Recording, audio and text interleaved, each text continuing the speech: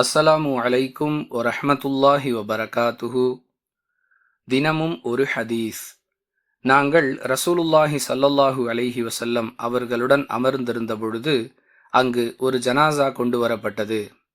இவருக்காக நீங்கள் தொழுகை நடத்துங்கள் என்று தோழர்கள் ரசூலுல்லாஹி ஸல்லல்லாஹு அலைஹி வஸல்லம் அவர்களிடம் கூறிய பொழுது, இவர் ஏதாவது கடனை விட்டு சென்றிருக்கிறாரா என்று நபிகளார் கேட்டார்கள். தோழர்கள் இல்லை என்று பதிலளித்தனர்.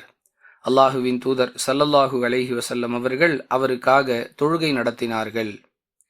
பிறகு ஒரு ஜனாசா கொண்டு வரப்பட்டது. ஏற்கனவே கூறியது போன்று தோழர்கள் இவருக்காக நீங்கள் தொழுகை நடத்துங்கள் என்று ரசூலுல்லாஹி ஸல்லல்லாஹு அலைஹி வஸல்லம் அவர்களிடம் கூறிய பொழுது, இவர் ஏதாவது கடனை விட்டு சென்றிருக்கிறாரா என்று கேட்டார்கள். தோழர்கள் ஆம் என்று பதிலளித்தனர். அந்த கடனை அடைப்பதற்கு ஏதாவது சொத்துக்களை விட்டு சென்றிருக்கிறாரா என்று ரசூலுல்லாஹி ஸல்லல்லாஹு அலைஹி வஸல்லம் அவர்கள் திரும்ப திரும்ப கேட்டுக்கொண்டே இருந்தார்கள்.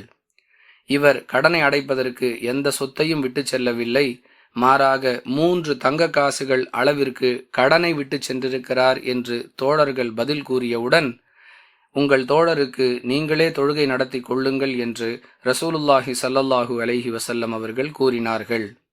இதை கேட்ட அபூ கதாதா ரதியல்லாஹு அன்ஹு அவர்கள் அவருடைய கடனுக்கு நான் பொறுப்பேற்றுக் கொள்கிறேன் என்று கூறிய பொழுது ரசூலுல்லாஹி ஸல்லல்லாஹு அலைஹி வஸல்லம் அவர்கள் அந்த ஜனாசாவுக்கு தொழுகை நடத்தினார்கள். அறிவிப்பவர் சலமா பின் அக்வா ரதியல்லாஹு அன்ஹு. நூல் புகாரி, ஹதீஸ் எண் 2289.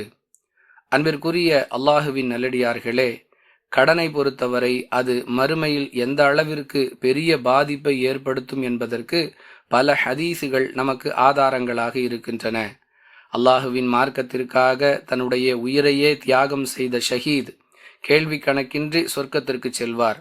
அப்படிப்பட்ட ஷஹீதாகவே இருந்தாலும் அவர் கடனாளியாக இருந்தால் தடுத்து நிறுத்தப்படுவார் என்று அல்லாஹுவின் தூதர் ஸல்லல்லாஹு அலைஹி வஸல்லம் அவர்கள் எச்சரிக்கை செய்கிறார்கள். மேலும் கடனாளியாக இருந்து அந்த கடனை அடைப்பதற்குரிய சொத்துக்களை ஒருவர் விட்டு செல்லவில்லை என்றால் அவருக்கு ரசூலுல்லாஹி ஸல்லல்லாஹு அலைஹி வஸல்லம் அவர்களுடைய பிரார்த்தனை கிடைக்காது என்பதையும் இந்த ஹதீஸ் மிக தெளிவாக சொல்லுகிறது. அன்பிற்குரியவர்களே, கடன் வாங்காமல் வாழ முயற்சி செய்வது உயர்ந்த நிலை. ஏதோ ஒரு நெருக்கடியின் காரணமாக கடன் வாங்குகிறோம் என்றால் அதை அடைப்பதற்கான முறையான ஏற்பாடுகளை செய்துவிட வேண்டும். மரணம் எப்பொழுது வரும் என்று தெரியாது. கடனாளியாக மரணித்து அந்த கடன்களை அடைப்பதற்குரிய வாய்ப்பு வசதிகளை ஏற்படுத்தாத நிலையில் நமக்கு மரணம் ஏற்படும் என்றால் மறுமையில் அந்த கடன் நமக்கு சுவனம் செல்வதற்குரிய வாய்ப்பை தட்டி பறித்துவிடும், அதாவது தடையாக வந்து நிற்கும் என்பதை நபிகளார் இந்த ஹதீஸின் மூலம் எச்சரிக்கை செய்கிறார்கள். புரிந்து நடந்து கொள்வோம். வாஹிர் தஅவானா அனில் ஹம்துலில்லாஹி ரப்பில் ஆலமீன். அஸ்ஸலாமு அலைக்கும் வரஹ்மத்துல்லாஹி வபரகாத்துஹு.